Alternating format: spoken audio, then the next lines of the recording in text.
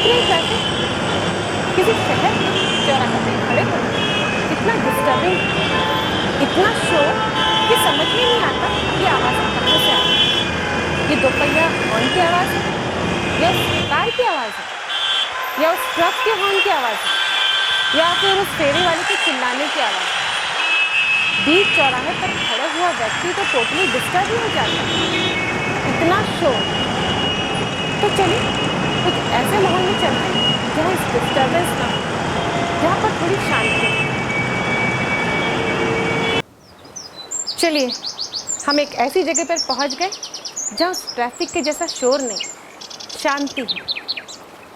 लेकिन फिर भी यहाँ हम सुने तो ये नदी की आवाज़ हमें सुनाई दे रही है, ये पंछियों की आवाज़,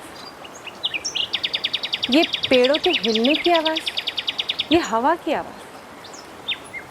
मतलब यहाँ पर भी हमको कुछ आवाज़ें सुनाई दे रही है। वो ट्रैफिक के जैसा शोर नहीं है, पर यहाँ पर भी आवाज़ें हैं। जब हम ट्रैफिक में खड़े थे बच्चों, तब हम शोर शब्द का इस्तेमाल कर रहे थे और मैंने वहाँ पर कहा था कि बहुत डिस्टर्बेंस है। यहाँ जब हम पानी की आवाज़ सुन रहे हैं, पंछियों के उड़ने की आवाज़ या पंछियों के बोलने की आवाज़ यदि हम सुन रहे हैं, तो यहाँ पर भी डिस्टर्बेंस ही है। अब आप सोचेंगे ये आवाज़ तो हमें परेशान नहीं कर रहे हैं, फिर ये डिस्टर्बेंस क्यों? क्योंकि एक्चुअली जो भी आवाज़ें उत्पन्न हो रही हैं वो कभी भी रुकी हुई अवस्था में उत्पन्न नहीं होती। जब किसी वस्तु में कंपन किया जाता है या उसको डिस्टर्ब किया जाता है या यूँ कहो कि विक्षोभ किया जाता है, तभी आवाज़ें उत्पन्न होती हैं। हमने ट्रैफिक में देखा कि फेरी वाला चिल्ला रहा है, मतलब वहाँ पे कंपन हो रहा है किस चीज़ का? उसके जीभ का, उसके होठों के द्वारा ध्वनि प्रोड्यूस हो रही है, उसके गले में जो वोकल कॉर्ड है उसके कारण ध्वनि प्रोड्यूस हो रही है। वैसे ही जब हम हॉर्न की बात करें तो हॉर्न में भी जो स्पीकर रहता है उसका पर्दा हिलता है और उसके कारण ही वहाँ पर भी ध्वनि उत्पन्न हो रही है। यहाँ हम पानी को देखें तो एक बाल्टी में भरा हुआ पानी कभी भी आवाज़ नहीं करता। यदि आप मग्गे में, एक बाल्टी में, एक बर्तन में पानी रख दें और उसे सुनने की कोशिश करें तो वो आपको कभी भी सुनाई नहीं देता। लेकिन उसी शांत पानी में यदि आप एक कंकड़ डाल दें तब आपको उसकी आवाज़ सुनाई देती है। यहाँ जब पानी बह रहा है मतलब उसमें डिस्टर्बेंस है, पानी शांत नहीं है, वो रुका नहीं है, वो बह रहा है, उसमें उथल पुथल है, उसमें विक्षोभ है और वही विक्षोभ ही ध्वनि उत्पन्न कर रहा है। यदि पक्षियों को देखें, एक पक्षी चुपचाप बैठा है तो उसमें से ध्वनि उत्पन्न नहीं होगी। यदि पक्षी अपने पंखों को फैलाता है यानी कि उसके पंख में डिस्टर्बेंस उत्पन्न हो रहा है, तभी उसमें से आवाज़ निकल रही है। यदि वो बोलता है तो उसके चोंच को हिलाता है, जीभ को हिलाता है, उसके कारण ही ध्वनि उत्पन्न होती है। तो हम यूँ कह सकते हैं बच्चों कि ध्वनि विक्षोभ से उत्पन्न होने वाली ऊर्जा है। ध्वनि ऊर्जा का रूप ही है, ऐसी ऊर्जा जिसके कारण हम सुन पाते हैं। कभी इस विक्षोभ से उत्पन्न होने वाली ऊर्जा जब हमारे कानों में पहुंचती है तो हमें वो मधुर लगती है और कभी इसी विक्षोभ से ही उत्पन्न होने वाली ऊर्जा जब हमारे कानों तक पहुंचती है तो वो हमें शोर लगती है। मतलब ये ध्वनि के अलग अलग रूप हैं, जिसको कभी हम मधुर कहते हैं, कभी उसको हम शोर कहते हैं। तो इस प्रकार बच्चों हम कह सकते हैं जब किसी भी वस्तु में, किसी भी माध्यम में जब विक्षोभ होता है तो उस विक्षोभ के कारण ही ध्वनि उत्पन्न होती है। तो आइए कुछ क्रियाकलाप करते हैं जिसमें हम ध्वनि को उत्पन्न करेंगे। तो बच्चों चलो हम कुछ चीज़ों से ध्वनि उत्पन्न करते हैं। आपके पास स्केल है, इस स्केल को यदि हम टेबल पे एक साइड दबा के रख दें, दूसरा वाला हिस्सा फ्री रखें ताकि उस टेबल के कॉर्नर पे मूव कर सके, और यदि इसको हम हिलाते हैं तो आप सुनेंगे कि इस स्केल में से भी आवाज़ उत्पन्न हो रही है।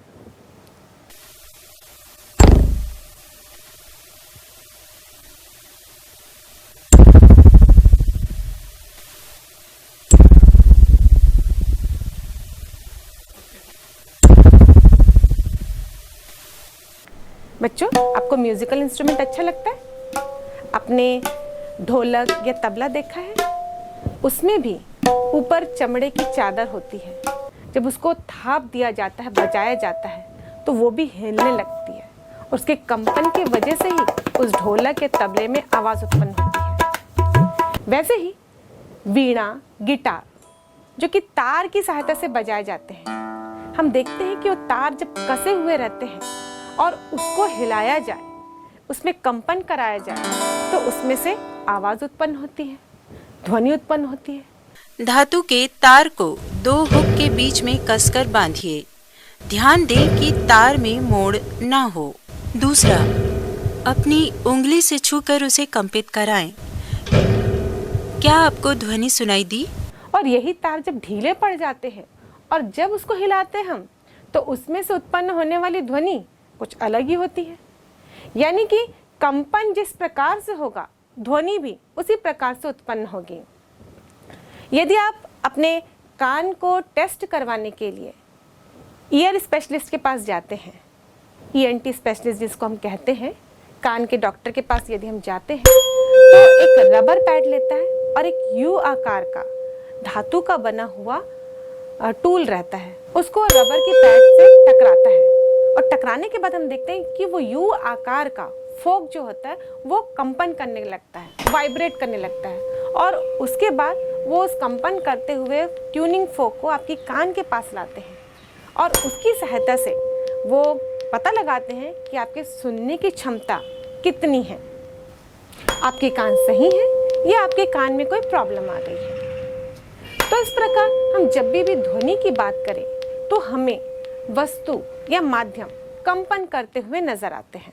तो बच्चों, इन उदाहरणों में आपने देखा कि जब किसी वस्तु में कंपन करवाया जाता है तब उसमें ध्वनि उत्पन्न होती है, पर यह ध्वनि हमारे कानों तक किस प्रकार पहुंचती है?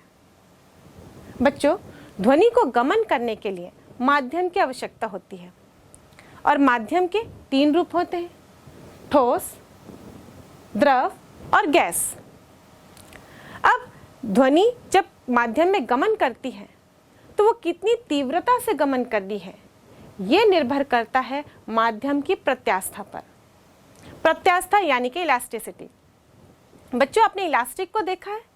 जब हम इलास्टिक को खींचते हैं तो उसके आकार या आकृति में परिवर्तन हो जाता है और जैसे ही उसको हम छोड़ते हैं वो वापस अपनी अवस्था में आने का प्रयास करता है और यूँ कहो कि वापस अपने आकार आकृति को प्राप्त कर लेता है। जब तक हमने उस पर बल लगाया तब तक उसके आकार और आकृति में परिवर्तन रहा। जैसे ही बल को हटाया उसने वापस अपने आकार या आकृति को ग्रहण कर लिया। और वस्तु का यह गुण प्रत्यास्था कहलाता है, जिसके आधार पर वो बल लगाने से अपने आकार आकृति में परिवर्तन करता है, लेकिन बल के हटते ही वो वापस अपने आकार और आकृति को ग्रहण कर लेता है। और किसी भी माध्यम की प्रत्यास्था के आधार पर ही हम ध्वनि की गति की तीव्रता जान सकते हैं। जैसे कि ठोस की बात करें, ठोस में कणों का घनत्व अधिक होता है, द्रव में कम होता है और गैस में और भी कम। यानी कि ठोस में हम देखें तो कण एक दूसरे से क्लोजली पैक्ड होते हैं, उनके पास जगह ही नहीं रहती, वो एक दूसरे से बहुत ही पास पास की स्थिति में होते हैं। और जिस प्रकार हमने आगे चर्चा की कि ध्वनि एक ऊर्जा है, तो ऊर्जा के संचरण के लिए कण यदि पास पास होते हैं तो इनका संचरण आसानी से हो जाता है। जब हम द्रव की बात करें तो इसमें कण दूर दूर होते हैं, इसलिए ऊर्जा का संचरण यहाँ पर आसानी से नहीं हो पाता। और जब हम गैस की बात करें तो कण बहुत ही दूर दूर होते हैं, इसलिए ऊर्जा का संचरण यानी कि ध्वनि का संचरण इसमें सबसे कम होता है। तो इस प्रकार किसी भी माध्यम की प्रत्यास्था यह डिसाइड करती है कि उसमें ध्वनि का वेग कैसा होगा। यदि प्रत्यास्थ हुआ माध्यम तो ध्वनि का वेग अधिक होगा, क्योंकि यह ऊर्जा आसानी से कणों की सहायता से आगे ट्रांसफर हो सकती है। और यदि ये कण अपनी जगह से हिलते हैं तो वापस अपनी जगह पर पुनः आने का प्रयास करते हैं, और यूँ कहें तो ये वापस अपनी जगह पे फिर से आ जाते हैं। इसलिए दोबारा इसमें विक्षोभ उत्पन्न किया जा सकता है और उन्हें फिर से डिस्टर्ब किया जा सकता है, जिससे कि ध्वनि आसानी से गति कर सके और इस प्रकार ध्वनि आगे की ओर स्थानांतरित होती है।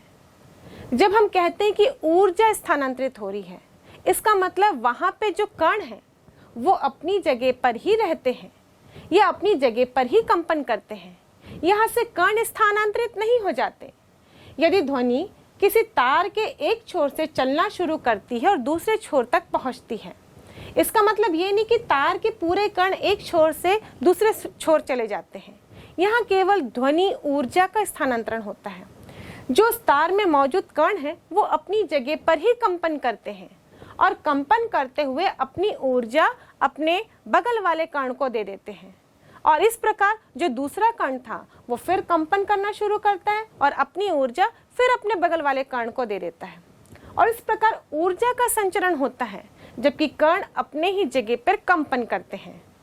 और यदि माध्यम प्रत्यास्थ है तो ये कण कंपन करते हुए वापस अपनी स्थिति पे आ जाते हैं, फिर ऊर्जा को ग्रहण करते हैं, फिर कंपन करते हैं, अपनी ऊर्जा अपने बगल वाले कण को देते हैं और वापस अपनी स्थिति पर आ जाते हैं और इस प्रकार ये प्रक्रिया निरंतर चलते रहती है और ध्वनि का स्थानांतरण हो जाता है, या यूं कहे कि ध्वनि ऊर्जा अपने वेग से आगे बढ़ जाती है।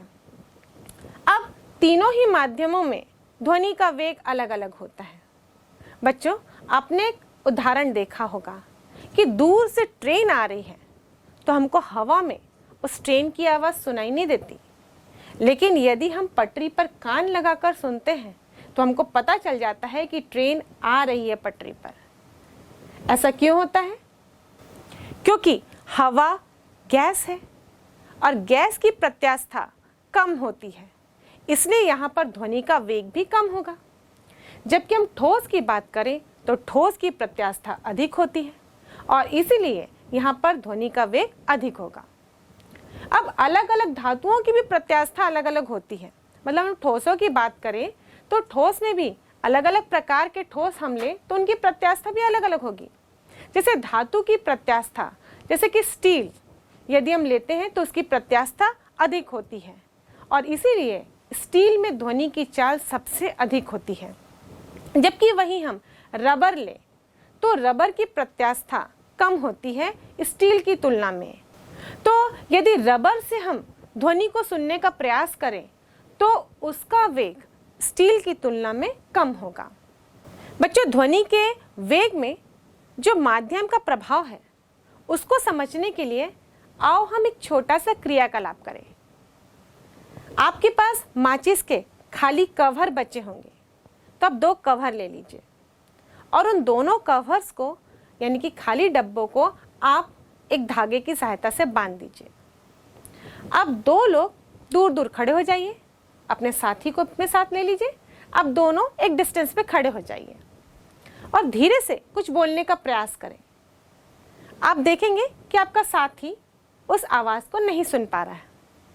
अब आपने जो माचिस के खड्डों से, उसके बॉक्स से जो एक छोटा सा उपकरण बनाया है सुनने के लिए, जो कि एक टेलीफोन की तरह काम करेगा, उसको लेते हैं। एक माचिस का कवर आप अपने एक साथी को पकड़ा दीजिए और दूसरा आप पकड़िए।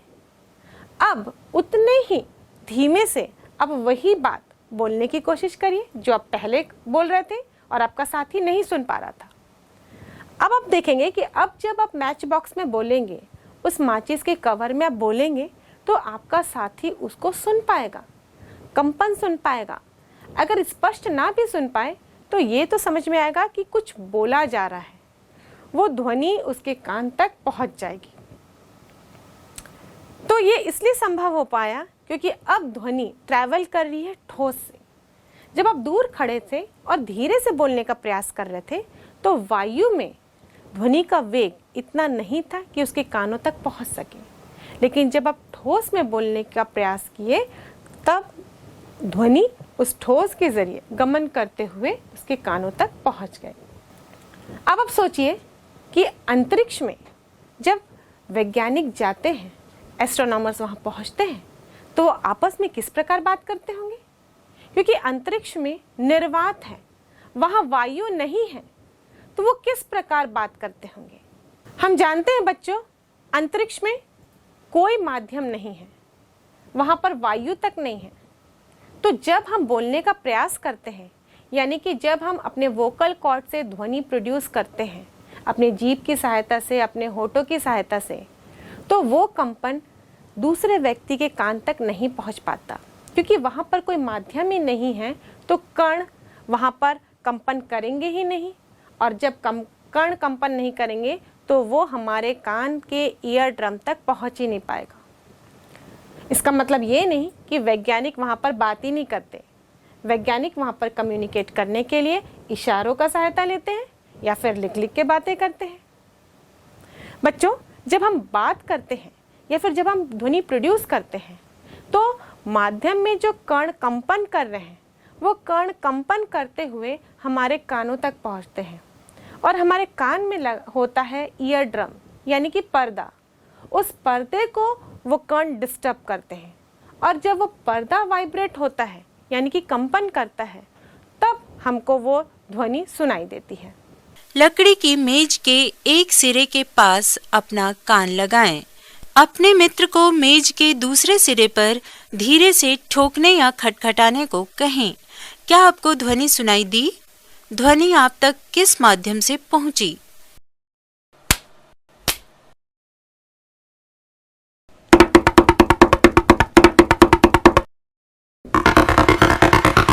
ध्वनि और माध्यम। अब तक हमने पढ़ा कि ध्वनि संचरण माध्यमों के घनत्व पर निर्भर करता है। सोचो, यदि माध्यम ही न हो तो क्या ध्वनि हम तक पहुंचेगी? यह जांचने के लिए ये प्रयोग किया गया। प्रयोग चित्र क्रमांक 6 में एक विद्युत घंटी और कांच का एक बेल जार लिया गया। घंटी को बेल जार में लटकाकर बेल जार को निर्वात पंप से जोड़ा गया। घंटी के स्विच को दबाने पर उसकी आवाज सुनाई दी। जब निर्वात पंप से बेल जार की वायु को धीरे धीरे बाहर निकाला गया, तब घंटी की ध्वनि धीमी पड़ने लगी। यद्यपि उसमें पहले जैसे ही विद्युत धारा प्रवाहित हो रही थी। जब बेल जार की समस्त वायु निकाल दी गई तो घंटी की ध्वनि बंद हो गई। इस प्रयोग से यह निष्कर्ष निकाला गया कि निर्वात में ध्वनि संचरित नहीं होती, अर्थात ध्वनि को सुनने के लिए माध्यम की आवश्यकता होती है।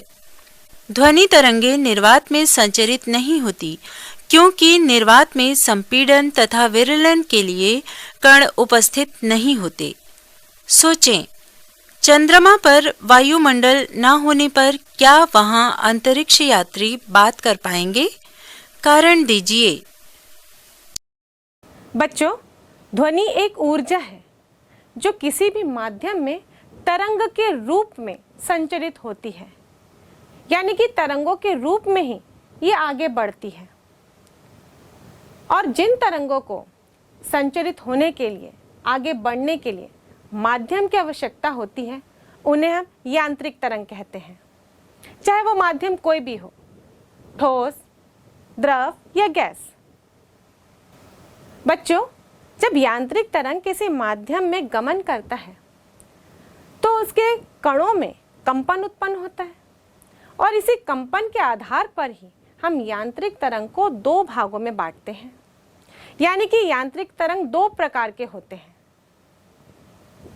जब कंपन की दिशा इस तरंग संचरण की दिशा के अनुदिश हो, मतलब उसी दिशा में कण कंपन कर रहे हैं जिस दिशा में तरंग संचरित हो रही है, तो इसे हम अनुदैर्ध्य तरंग कहते हैं, यानी कि लॉन्गिट्यूडनल वेव। और जब कण इस प्रकार कंपन करते हैं कि उनकी कंपन की दिशा तरंग संचरण की दिशा के लंबवत हो, तो इस प्रकार के तरंग को हम अनुप्रस्थ तरंग यानी कि ट्रांसवर्स वेव के नाम से जानते हैं।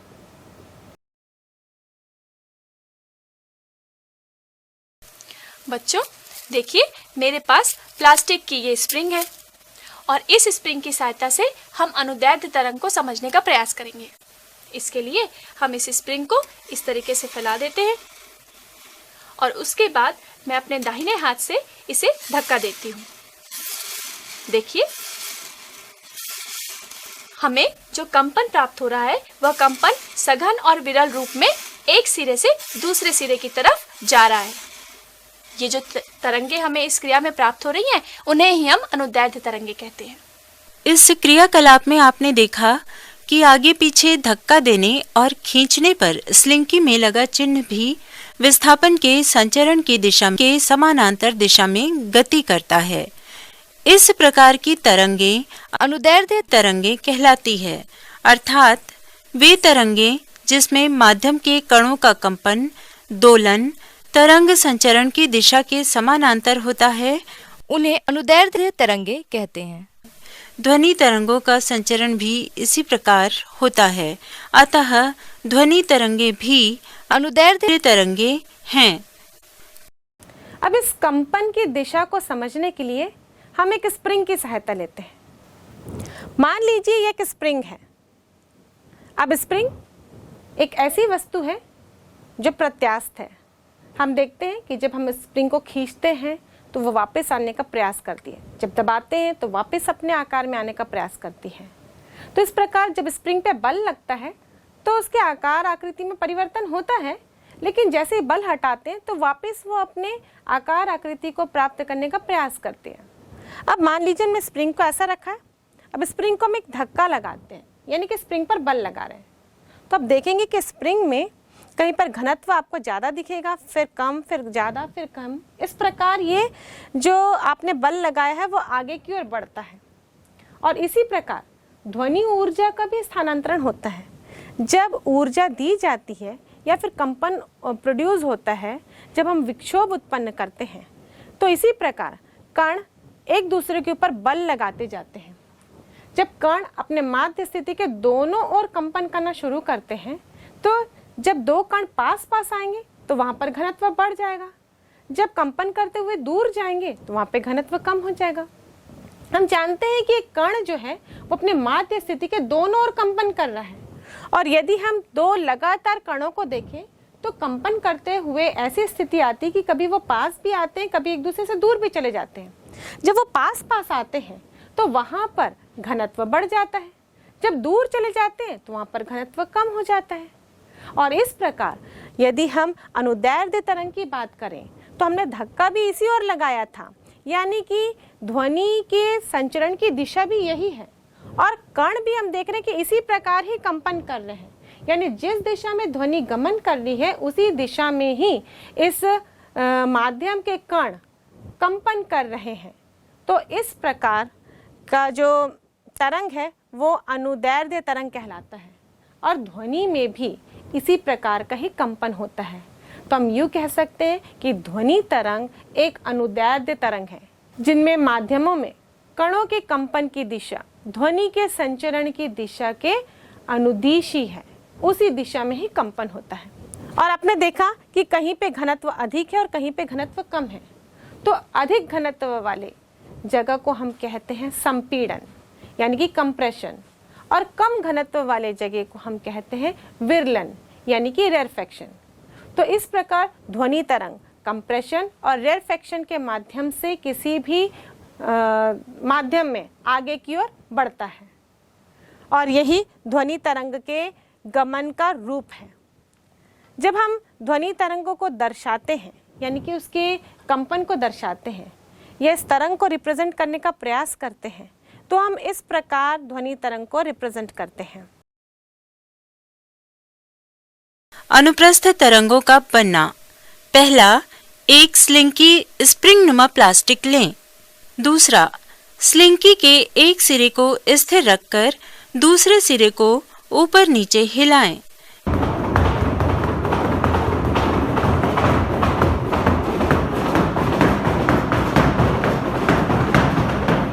इस क्रिया में बनी तरंग क्या अनुदैर्ध्य तरंगों से अलग है?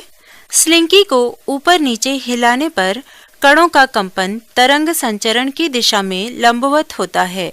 इस क्रिया में बनी तरंगों को अनुप्रस्थ तरंगे कहते हैं, अर्थात वह तरंग जिसमें माध्यम के कण अपनी माध्य स्थितियों पर तरंग संचरण की दिशा में लंबवत दोलन या कंपन करते हैं, अनुप्रस्थ तरंग कहलाते हैं। अब हम स्प्रिंग में दूसरे प्रकार का संचरण देखेंगे। मान लीजिए इस स्प्रिंग को मैं ऊपर और नीचे की ओर हिलाना शुरू करती हूँ, तो आप देखेंगे कि एक तरंग इसमें भी उत्पन्न हो रही है। विक्षोभ हमने एक और किया, एक साइड तो स्प्रिंग को हम बांध के रख दिए, हमने दूसरे साइड से विक्षोभ उत्पन्न किया। अब हम देख रहे हैं कि ये विक्षोभ ऊपर और नीचे की ओर होता हुआ आगे बढ़ता हुआ नजर आ रहा है। मतलब यहाँ पर जो कण कंपन कर रहे हैं एक माध्य स्थिति के ऊपर और नीचे कंपन कर रहे हैं। माध्य स्थिति के दोनों ओर कंपन हो रहा है, पर ये कंपन इस संचरण की दिशा के लंबवत है और इस प्रकार के तरंग को हम कहते हैं अनुप्रस्थ तरंग यानी कि ट्रांसवर्स वेव। यहाँ पर भी आप देखेंगे तो कंपन दोनों ओर हो रहा है, लेकिन कंपन की दिशा इस संचरण की दिशा के या जिस दिशा में आपने विक्षोभ उत्पन्न किया उसकी दिशा यानी कि कंपन की दिशा इस तरंग के गमन की दिशा के लंबवत है। तो इस प्रकार का तरंग कहलाता है अनुप्रस्थ तरंग यानी कि ट्रांसवर्स वेव। बच्चों, ट्रांसवर्स वेव को अनुप्रस्थ तरंगों को इस प्रकार रिप्रेजेंट किया जाता है। यहाँ पर आप देख रहे हैं ये अप एंड डाउन्स नजर आ रहे हैं। जो अप है यानी कि ऊंचाई आपको दिख रही है इस ग्राफ में, इस चित्र में, उसे हम कहते हैं श्रिंग, और जो न्यूनतम आपको दिख रहा है यानी कि गहराई दिख रही है उसको हम कहते हैं गर्त। तो जो ट्रांसवर्स वेव है, अनुप्रस्थ तरंग है, वो श्रिंग और गर्त के माध्यम से किसी भी माध्यम में आगे की ओर बढ़ता है।